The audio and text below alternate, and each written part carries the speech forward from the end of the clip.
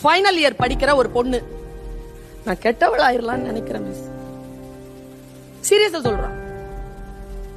ஏன்பான்னு கேட்டேன். இல்ல உங்ககிட்ட சொல்லணும்னு தோணுச்சு.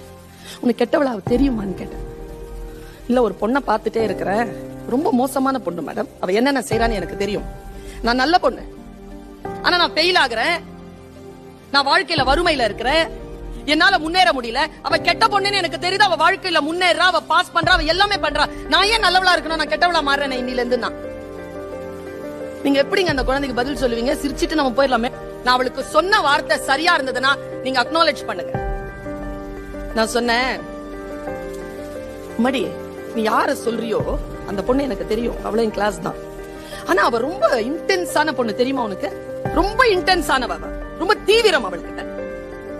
அவ கெட்டதுல அவ்வளவு தீவிரத்தை காட்டுறா, ஜெயிச்சுட்டே போறா. நீ நல்ல பொண்ணு, ஆனா உன்கிட்ட இன்டென்ஸ் இல்ல.